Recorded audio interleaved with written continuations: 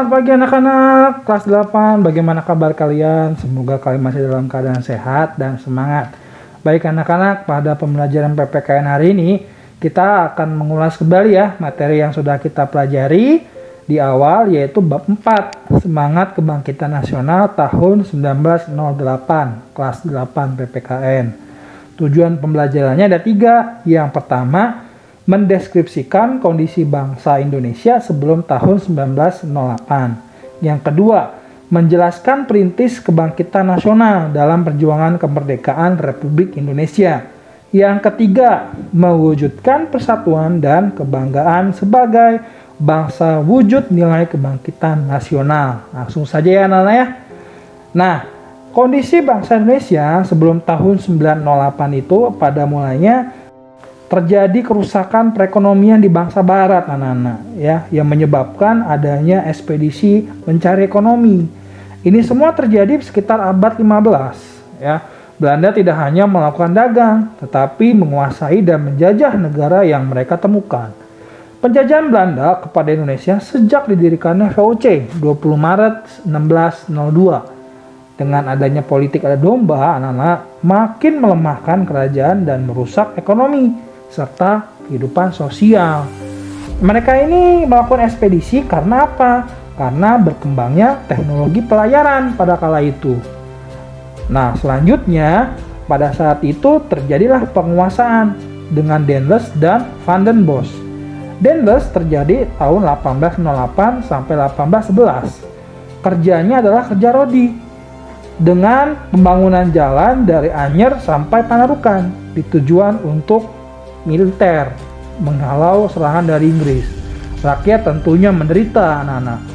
Selanjutnya kebijakan Van den Bosch, tanam paksa atau kultur stelsel, mewajibkan rakyat menanam yang dipenankan oleh Belanda dan hasilnya untuk Belanda. Rakyat juga menjadi miskin ya.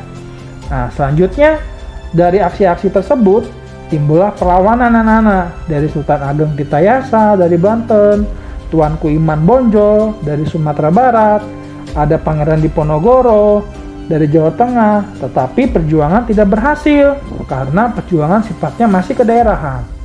Nah, selanjutnya nih anak-anak.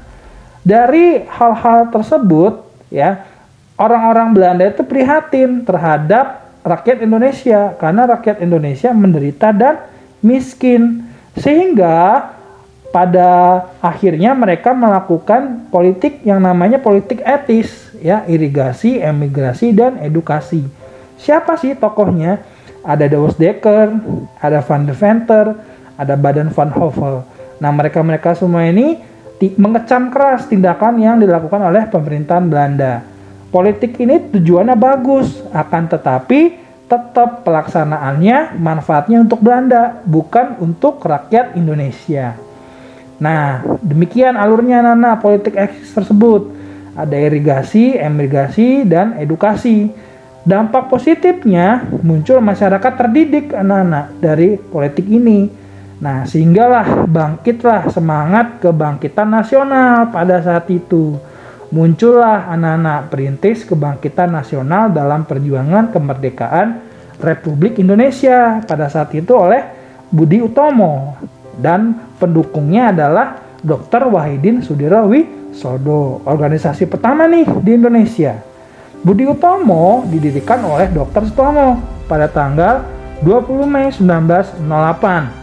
Pendirian Budi Utomo tidak terlepas dari penggagas atau pendorong lahirnya Budi Utomo, yaitu Dr. Wahidin Sudirowisodo.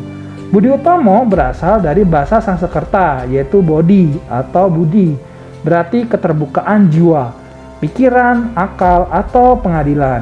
Adapun perkataan Utomo berasal dari utama, yang dalam bahasa Sanskerta berarti tingkat pertama atau sangat baik. Karena besarnya pengaruh Budi Utomo dalam perjuangan kemerdekaan Republik Indonesia, sehingga Presiden Soekarno pada tanggal 20 Mei 1948 menetapkan hari lahirnya organisasi ini sebagai Hari Kebangkitan Nasional. Sebentar lagi kita akan peringati ya, jangan lupa. Nah, anak-anak, mewujudkan persatuan dan kebanggaan sebagai bangsa wujud nilai kebangkitan nasional, ada istilahnya nih, Berdasarkan istilah tersebut, persatuan dan kesatuan berasal dari kata satu, yang berarti utuh atau tidak terpecah belah. Persatuan diartikan sebagai perkumpulan dari berbagai komponen yang membentuk menjadi satu. Kesatuan merupakan hasil perkumpulan tersebut yang telah menjadi satu dan utuh. Persatuan dan kesatuan mengandung arti bersatunya macam-macam corak yang beraneka ragam menjadi satu kebulatan yang utuh dan serasi.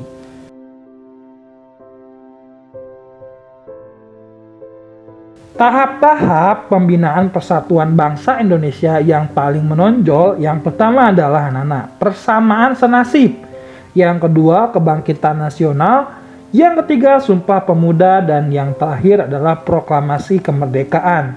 Ini adalah tahap-tahap pembinaan persatuan bangsa Indonesia yang paling menonjol di Indonesia ini, anak-anak. Dan yang terakhir adalah nilai-nilai kebangsaan yang terkandung dalam Undang-Undang Dasar Negara Republik Indonesia tahun 45. Yang pertama adalah nilai religius, yang kedua kemanusiaan, kesamaan derajat, ketaatan hukum, demokrasi, dan produktivitas serta keseimbangan.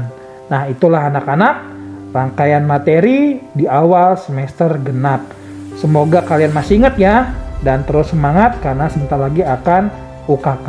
Salam sehat dan salam semangat.